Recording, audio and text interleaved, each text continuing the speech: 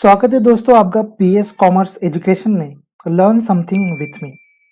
तो जैसा कि आपने थंबनेल में देखा और आपने हमारा पहला पार्ट भी देखा।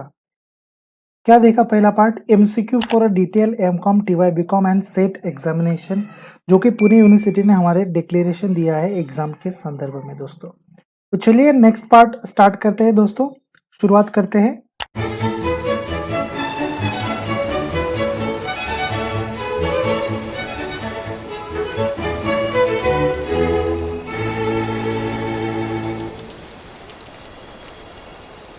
शुरुआत करते हैं 11 नंबर क्वेश्चन। अब तक अगर आपने 10 क्वेश्चंस नहीं देखे तो वो पार्ट की लिंक मैंने डिस्क्रिप्शन बॉक्स में दे दी है, वहां से वो पार्ट आप देख सकते हो, मतलब हमारा पहला पार्ट देख सकते हो दोस्तों। तो स्टार्ट करते हैं क्वेश्चन नंबर 11 से आज के। विच section defines income under IT 1961, मतलब विच section defines income under income tax act 1961। Income tax act 1961 के तहत इनकम ये कैसे डिफाइन की जाती है, कौन से सेक्शन में डिफाइन की जाती है? Options are B, C, D and the time starts now. दोस्तों क्वेश्चन बिल्कुल ही सीधा है, क्वेश्चन घुमाया बिल्कुल नहीं है, क्वेश्चन एकदम इजी है। सिर्फ आपको सेक्शंस मालूम होने चाहिए कि भाई जो मैं इनकम यहाँ पर अर्न कर रहा हूँ इनकम टैक्स 1961 के तहत, तो ये मेरी इनकम की जो डेफिनेशन है, मतलब इनकम जो डिफाइन किया गया है वो कौन से सेक्शन में किया गया है। जी हाँ दोस्तों, इनकम की जो डेफिनेशन बताई गई है वो कौन से सेक्शन में बताई गई है। आंसर देख लेते हैं। Time shutdown B 2 into the bracket 24। जी हाँ दोस्तों, मतलब सेक्शन 224 में कहा गया है इनकम टैक्स एक्ट 1961 के डिफाइन किया गया है कि इनकम होती क्या है। मूव ऑन करते हैं दोस्तों नेक्स्ट क्वेश्चन के ऊपर।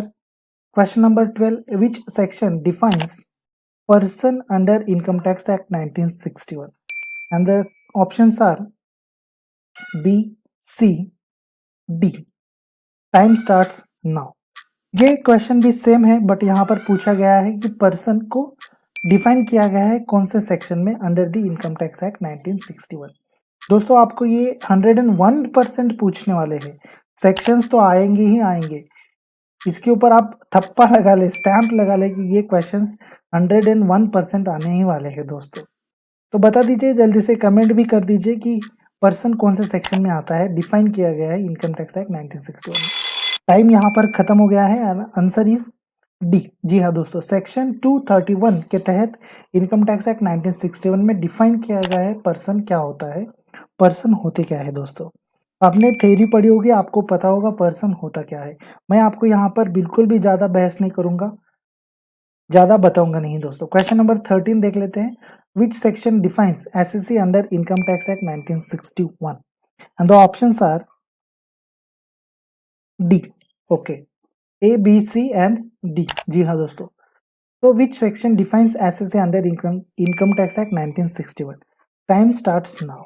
टाइम स्टार्ट हो चुका है दोस्तों आपका। आप वीडियो को पॉज करके भी आंसर दे सकते हैं, ऐसा नहीं कि टाइम के अंदर में देना है, बट ये आपको टाइम इसलिए यहाँ पर दिया गया कि भाई आप फटाक से आंसर दे पाए, आपको पता चल सके दोस्तों। विच section defines SSC under in income tax act 1961। Income tax act 1961 के तहत एसएससी को डिफाइन किया गया है कौन से सेक्शन में। काउंटडाउन यहाँ पर 5 4 3 2 1। जी हाँ, अभी आंसर देख लेते हैं फटाक से। आंसर सी यहाँ पर है। सेक्शन 207 के तहत कहा गया है कि भाई एसएससी को डिफाइन किया गया है, एसएससी होता क्या है ये कहा गया है किसके तहत, सेक्शन 207 के तहत। एक बात ध्यान में रखिए दोस्तों, 007 कौन? James bond. जेम्स बॉन्ड के नाम से लेकर एसएससी, मतलब वो जेम्स बॉन्ड हमारा एसएससी ही करके, इतनी बात पकड़ लीजिए, आपको ये क्वेश्चन का आंसर आ जाएगा। और दूसरी बात मैं आपको यहाँ पर क्लू बता दूं कि जो भी डिफाइंस, मतलब जो भी definition sections SSC income person जो कुछ भी डिफाइन किया गया है वो सारे सेक्शंस कहाँ से आ रहे हैं, आप यहाँ पर देख सकते हैं। सेक्शन 2 सेक्शन 2 सेक्शन 2 कहा गया है ना, सिर्फ सब सेक्शंस जो है उसमें खाली डिफरेंस है यहाँ पर, तो इतनी बात ध्यान में रखिए दोस्तों। जी हाँ, तो 007 हमारा कौन है? James bond. जेम्स बॉन्ड से क्या हो गया? एसएससी हो गया हमारा। ठीक है दोस्तों, उम्मीद करता हूँ दोस्तों आपको ये क्वेश्चन का सवाल मतलब ये सवाल आपको अच्छा लगा होगा। नेक्स्ट क्वेश्चन के ऊपर मूव ऑन करते हैं। Which section defines assessment year under the income tax act 1961। देखिए दोस्तों, मैंने कहा ना आपको टू जो है, टू हमारा सेक्शन है डेफिनेशन के लिए इनकम टैक्स एक्ट 1961 के तहत। यहाँ पर पूछा गया है कि कौन सा सेक्शन डिफाइन करता है असेसमेंट ईयर को। आपका टाइम स्टार्ट होता है अब। दोस्तों फटाफट आंसर दे दीजिए ताकि और भी हम क्वेश्चंस देख सके दोस्तों। हालांकि क्वेश्चंस बहुत कम है, 10 क्वेश्चंस ही हम एक वीडियो में कर पा रहे हैं। टाइम बहुत कम है दोस्तों, इसलिए हम ज़्यादा क्वेश्चंस करना चाहते हैं और अच्छे मार्क्स लाना चाहते हैं। मैं उम्मीद कर रहा हूँ दोस्तों कि आपको वीडियो अच्छे लग रहे हैं। आपने वीडियोस को लाइक भी किया है, वीडियो को आप शेयर भी कर रहे हैं दोस्तों। अगर आप शेयर नहीं करेंगे तो मैं मोटिवेट नहीं हो पाऊंगा और ज़्यादा वीडियोस नहीं बना पाऊंगा दोस्तों। 0 1 and the time is shut down and the answer is B. क्या है? Section defines assessment year. जी हाँ, इनकम टैक्स एक्ट 1961 के तहत में असेसमेंट ईयर को डिफाइन किया गया है। कौन से सेक्शन में? सेक्शन 209 के तहत ये असेसमेंट ईयर की डेफिनेशन बताई गई है। मूव ऑन करते हैं नेक्स्ट क्वेश्चन के ऊपर। Question number 15, person includes. दोस्तों बिल्कुल ध्यान देकर ये सवाल का जवाब दीजिए। बिल्कुल हम क्या बोलते हैं वो बिल्कुल ये मत कीजिए। फटाफट आंसर देने के लिए आप उतावले हो जाते हैं कि मुझे पता है, click this answer, click this answer. ऐसा मत कीजिए दोस्तों। सवाल को पढ़िए, सवाल में पूछा क्या गया है वो देखिए। अभी ऑप्शन देख लेते हैं। Persons include an individual, HUF, company and a firm, only A and B, and E, only A, B and C. Time starts now. दोस्तों वीडियो को पॉज करके भी आंसर दे सकते हैं, वीडियो को देखते देखते आंसर दे सकते हैं। यदि अगर आप चाहते हैं मैं थोड़ा बहुत चुप रहूं, ये क्वेश्चन आप जब मेमोराइज कर रहे हैं तब, तो प्लीज़ मुझे कमेंट कर दीजिए ताकि मैं नेक्स्ट वीडियो में ये सावधानी बरत सकूं दोस्तों। पर्सन इंक्लूड्स, पर्सन में क्या क्या इंक्लूड होता है?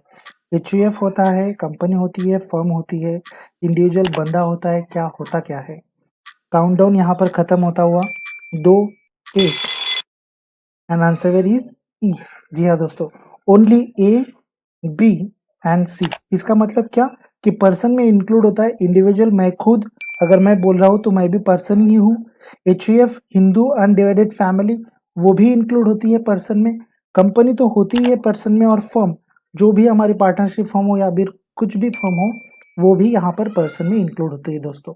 उम्मीद करता हूँ दोस्तों आपको ये सवाल अच्छा लगा होगा और आपने वीडियो को लाइक जरूर किया होगा। क्वेश्चन नंबर 16 देखते हैं। What are the heads comes under in a gross total income. Gross total income के अंदर में मतलब ग्रॉस टोटल इनकम हम जब कैलकुलेट करते हैं तब कौन से हेड्स आते हैं, ये सवाल है। Options are income from salary, income from house property, income from business and professions, income from capital gains, income from other sources, all of the above. आपका टाइम स्टार्ट होता है दोस्तों। यदि अगर आपको ग्रॉस टोटल इनकम कैलकुलेट करना आता है, और ग्रॉस टोटल इनकम होता क्या है आपको पता है, आपने कैलकुलेट भी किया है, TY में आपने कैलकुलेट किया होगा। यदि अगर आप MCOM में हो तो आपने MCOM में भी कैलकुलेट किया होगा, मतलब आपने कुछ तो प्रॉब्लम सॉल्व ही किए होंगे ना यार दोस्तों। ऐसा नहीं कि आपने प्रॉब्लम सॉल्व नहीं किए हैं। तो ग्रॉस टोटल इनकम में कौन से हेड्स आते हैं हमारे? इनकम फ्रॉम सैलरी आती है, जी हाँ बिल्कुल आती है। इनकम फ्रॉम हाउस प्रॉपर्टी आती है, जी हाँ बिल्कुल आती है सर। टाइम खत्म, आंसर देख लीजिए। जी हाँ दोस्तों, बिल्कुल सही आंसर था आपका, all of the above. Income from salary आती है, इनकम फ्रॉम हाउस प्रॉपर्टी आती है, income from business and professions बिल्कुल आता है 101%। इनकम फ्रॉम कैपिटल गेन्स 101% आता है sir. Income from other source 101% आता है सर। जी हाँ दोस्तों, जो 5 हेड्स ऑफ हमारे इनकम होते हैं वो सारे हेड्स मतलब 5 हेड्स ऑफ इनकम हमारे ग्रॉस टोटल इनकम में आ जाते हैं दोस्तों। मूव ऑन करते हैं नेक्स्ट क्वेश्चन के ऊपर दोस्तों। क्वेश्चन नंबर 17 देखते हैं। This is not a agriculture income. Agriculture income नहीं है, ये एग्रीकल्चर इनकम नहीं है। तो क्या नहीं है चलिए देख लेते हैं options. Number A, rent received for agriculture land. B, income from sale of replanted trees. C, purchase of standing crops. D, income derived from sale of seeds. And the time starts now. दोस्तों बिल्कुल गड़बड़ ना करें, answer देने की। Answer को ठीक से समझें, ऑप्शंस को ठीक से पढ़ लीजिए, ऑप्शन को ठीक से देख लीजिए कि एग्रीकल्चर इनकम कौन सा नहीं है। मैं यहाँ पर थोड़ी देर थोड़ा शांत रहता हूँ, आजू बाजू का नॉइज आपको तो आ ही रहा होगा, so sorry about that. 0, 3, 2, 1 and the answer is here. जी हाँ दोस्तों, आंसर सी हमारा यहाँ पर एग्रीकल्चर इनकम नहीं है। क्या नहीं है? Purchase of a standing crops. Standing crops जो हमारे होते हैं फार्म में, वो अगर किसी ने परचेस कर लिए तो वो उसका बिजनेस हो गया दोस्तों। एक बात ध्यान में रखिए, अगर बिजनेस की इनकम अर्न होगी तो वो हमारे बिजनेस एंड प्रोफेशन में चली जाती है। इसकी वजह से एग्रीकल्चर इनकम में ये पार्ट नहीं आता है। क्या नहीं आता है? Purchase of a standing crops income derived, sorry, purchase of a standing crops ये हमारा एग्रीकल्चर इनकम में नहीं आता है। और income derived from a sale of seeds, income from sale of replanted trees, rent received for agriculture land, ये हमारे सारे एग्रीकल्चर इनकम का भाग होते हैं, एग्रीकल्चर इनकम का पार्ट होते हैं। मूव ऑन करते हैं नेक्स्ट क्वेश्चन के ऊपर। क्वेश्चन नंबर 18 देखते हैं। This is agriculture income. अब देखते हैं एग्रीकल्चर इनकम क्या है। Options are income from poultry farming, income from dairy farming, income from mining, income from growing flowers and creepers. Okay, and the time starts now. This is the agriculture income. Agriculture income कौन सी है आपकी? Income from poultry farming है, okay, income from dairy farming है, okay, income from mining है, okay, income from growing flowers and creepers है। दोस्तों आसान सी भाषा में अगर बताओ कि एग्रीकल्चर इनकम हमें मतलब फार्मिंग से जो इनकम हमें प्राप्त होता है वो हमारा आता है एग्रीकल्चर इनकम में। आंसर देख लेते हैं डी। जी हाँ दोस्तों, income from growing flowers and creepers, ये चीजें हमारी आ जाती हैं एग्रीकल्चर इनकम में। अभी सोचने वाली बात यहाँ पर थी कि income from poultry farming, poultry farming है दोस्तों, तो वहां पर आप इनकम अर्न कर रहे हो ना, वो आपका बिजनेस है। Income from dairy farming, dairy है आपकी, वो भी आपका बिजनेस है। इनकम फ्रॉम माइनिंग, माइनिंग है बेटा, तो सॉरी डियर, तो माइनिंग है, वो भी तो आपकी इनकम ही है ना दोस्तों। तो ये सारे बिजनेस में आ जाते हैं, इस वजह से एग्रीकल्चर इनकम हमारा आंसर क्या आ जाएगा? Income from growing flowers and creepers. Move on करते हैं दोस्तों नेक्स्ट क्वेश्चन के ऊपर। क्वेश्चन नंबर 19 देखते हैं। Which income is a tax free और exempted under income tax act 1961? Agriculture income, share of income from HUF, maturity of policy, D all of this and the time starts now. Question पूछा गया है कि कौन सी income tax free है, exempted है income tax act 1961 में। Agriculture income 101% हमारी, सर ये तो हमें पता ही है। मैच्योरिटी ऑफ अ पॉलिसी, जो पॉलिसी होती है हमारी उसकी जो मैच्योरिटी हमें मिलती है वो हमारे 10(10)D के तहत एग्जेम्प्ट होती है, ये भी हमें पता है। बट बी ऑप्शन का थोड़ा डाउट है, share of income from HUF। The answer where is here D all of this. दोस्तों मैं आप लोगों को इलिमिनेशन मेथड के बारे में थोड़ा सा बता दूं। इसमें बात कैसे होती है कि भाई यहाँ पर पूछा गया है विच income is tax free income. Tax free income कौन सी इनकम है? तो एग्रीकल्चर इनकम 101% मुझे पता है, मैच्योरिटी ऑफ अ पॉलिसी 101% मुझे पता है, बी के बारे में मुझे नहीं पता है। तो अब मैं डी ऑप्शन के ऊपर चला जाऊंगा, तो क्या है? All of this. अब यहाँ पर आंसर 101% ऑल ऑफ दिस होगा। क्यों? क्योंकि एग्रीकल्चर इनकम हमारा टैक्स फ्री है, ओके, मैच्योरिटी ऑफ पॉलिसी हमारे टैक्स फ्री है, ओके। अगर ऑप्शन यहाँ पर दिया गया होता A and C, only A and C अगर कहा गया होता तो यहाँ पर डाउट रहता था थोड़ा सा कि भाई बी नहीं दिया गया है, ए और सी दिया गया, तो मैं ए और सी को क्लिक करता था, बट वो रॉन्ग हो जाता था। यहाँ पर बताया गया है कि ABC मतलब ऑल ऑफ दिस, सो 101% कहा गया है कि शेयर ऑफ इनकम, जो HUF की इनकम होती है हमारी, वो हमारी टैक्स फ्री हो जाती है दोस्तों। उम्मीद करता हूँ दोस्तों आपको वीडियो समझ में आ रहे हैं, क्वेश्चन समझ में आ रहे हैं। क्वेश्चन नंबर 20 देखते हैं। ERACS स्टैंड्स फॉर, दोस्तों मैं आप लोग को बता दूं 101% आपको कुछ शॉर्ट फॉर्म्स कुछ फुल फॉर्म्स पूछने ही वाले हैं, छोड़ेंगे नहीं आपको। जी हाँ दोस्तों, number A option electronic return acceptance and consolidating system, electronic return acceptance and consolidation system, electronic return acceptance and consolidated system, electronic rate acceptance and consolidating system. Time starts now. हो बाप रे, क्वेश्चन नंबर 20 बहुत ही tough है। शायद ही कभी आपने ये words देखे होंगे, शायद ही कभी आपने ये चीज पढ़ी होगी।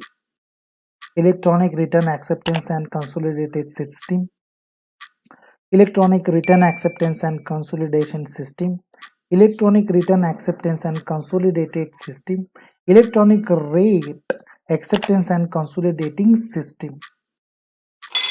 Time up and the answer is B.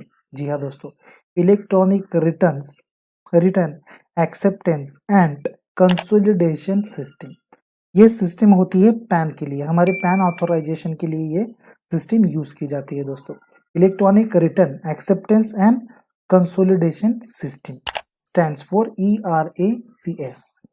दोस्तों उम्मीद करता हूँ आपको वीडियो अच्छा लगा। BS कॉमर्स एजुकेशन के सारे वीडियोस को देखते रहिए दोस्तों। हमारे इस वीडियो को तो लाइक कीजिए, वीडियो को शेयर जरूर ही कीजिए, बट चैनल को सब्सक्राइब करना बिल्कुल भी ना भूलिए दोस्तों।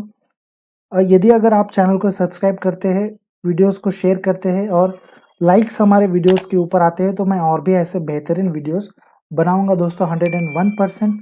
और ये हमारा सेकंड पार्ट था। मैं आप लोगों को एक बात बता दूं, यदि अगर इस पार्ट के ऊपर और हमारे आने वाले पार्ट्स के ऊपर 50 लाइक्स के ऊपर भी बन जाते हैं, तो मैं आपको ये क्वेश्चंस की PDF फ्री में प्रोवाइड करूंगा दोस्तों। जी हाँ दोस्तों, 50 लाइक्स के ऊपर भी अगर लाइक्स आ जाते हैं, सब्सक्राइबर हमारे बढ़ जाते हैं, तो मैं आपको फ्री में PDF प्रोवाइड करूंगा 101%। ये मेरा दावा है दोस्तों। उम्मीद करता हूँ दोस्तों आपको वीडियो अच्छा लगा होगा। नेक्स्ट वीडियो में फिर से मिलेंगे BS कॉमर्स एजुकेशन के साथ में। Have a good day, bye bye, take care, see you soon and stay tuned.